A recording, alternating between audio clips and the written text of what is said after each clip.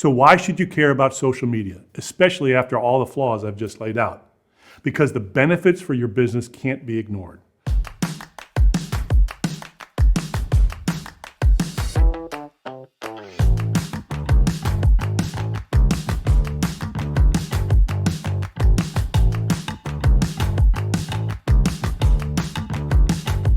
All right, friend, let's talk about social media, the good, the bad, and the ugly. And let me be real with you for a second. I'm not the biggest fan of social media. In my opinion, it can be a huge waste of time. It's way too easy to get caught up in the noise, constant distraction from notifications, and let's not even get into the comparison game. Social media has its flaws. It can suck up your time, and sometimes it feels more like a popularity contest than a legit business tool. I've learned that most of my students I coach that cutting back on social media is one of the biggest areas that they can do to improve their life balance. But here's the thing, despite my personal reservations and dislikes, I can't deny how important social media is for growing a small business. In fact, I actually own a digital marketing firm. I know, kind of ironic, right? So even though I'm not a fan of constantly being plugged into social media world, I do want to show you why it's still a vital tool for business. So why should you care about social media, especially after all the flaws I've just laid out? Because the benefits for your business can't be ignored. Let's dive into some of those benefits. First, increased visibility. Social media helps get your business in front of people who might not even know you exist. Platforms like Facebook, Instagram, and LinkedIn give you a chance to reach a much wider audience than you could cover or even reach through just word of mouth. Yes, there's a lot of noise out there, but if you use the right strategies, your voice can still be heard. Second, it's cost-effective marketing. One thing I do appreciate about social media is how affordable it is, especially compared to traditional advertising. Instead of shelling out thousands of dollars on TV or radio ads, you can run a targeted social media campaign to the right audience, and it's much cheaper. Plus, if you post valuable content and engage with your followers, you can grow your business organically without having spent a dime. And finally, it lets you engage directly with your customers. I know being on all the time isn't ideal, but social media is one of the few places where you can engage directly with your customers in real time. You can answer questions, provide support, and even get immediate feedback. That's something you can't replicate in any other platforms. Now, the big question is, what platform should you use? So let's talk about how to use social media strategically.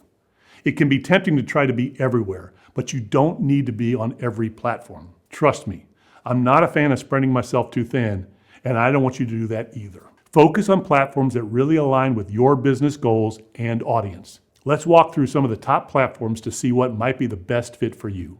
First up is Facebook. Despite all its flaws, like those constant algorithm changes, Facebook still is a solid choice if you want to reach a broad audience. And contrary to popular belief, it's still the most widely used social media platform, especially for businesses. The cool thing is, Facebook also owns Instagram, so you can post on both platforms at the same time, saving you a lot of energy. Next, Instagram. If your business relies on visuals like fashion, food, or lifestyles, or you have a younger demographic, Instagram is your go-to. I know creating visually stunning content can feel overwhelming at first, but it's the one best platform to showcase what you do. And finally, LinkedIn. Now, LinkedIn is a platform I actually enjoy more because it's more professional and less about personal lives. If you are in business services for other businesses or professional, LinkedIn is a great place to share your expertise and grow your professional network. Now, there are other platforms out there, but right now, these three are the best bet for growing a small business. Things change and staying current is important.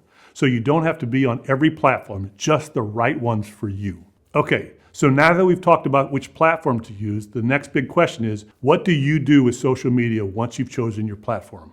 It's all about making social media work for you, not the other way around. So let's talk through how you can get started without feeling totally overwhelmed. First off, focus on one or two platforms only.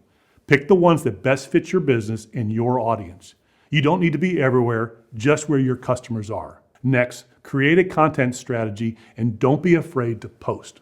When you're getting started, you'll need to experiment a bit. Try posting at different times of day or on different days of the week, and then track your posts, which gets the most engagement. Once you have that data, create a posting schedule that works for you. Also, don't forget to engage with your audience. Like and respond to comments, but don't let it overwhelm you. Come up with a strategy for content ideas, goals, timing, and themes. I've got a content worksheet below to help you with this.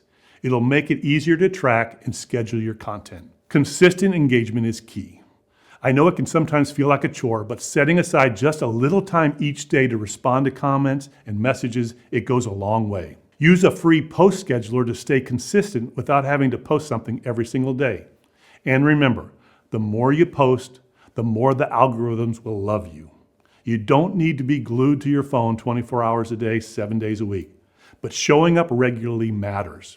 And one more thing, if you plan to use paid ads, your organic posts matter too.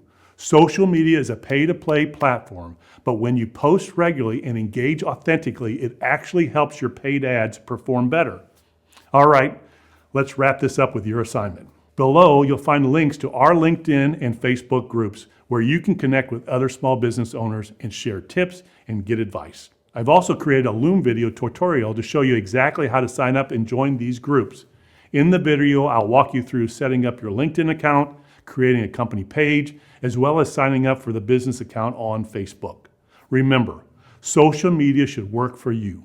Use it strategically and don't get bogged down by its downsides. Take action, watch the Loom videos, start connecting with our community today. All right, let's get it done.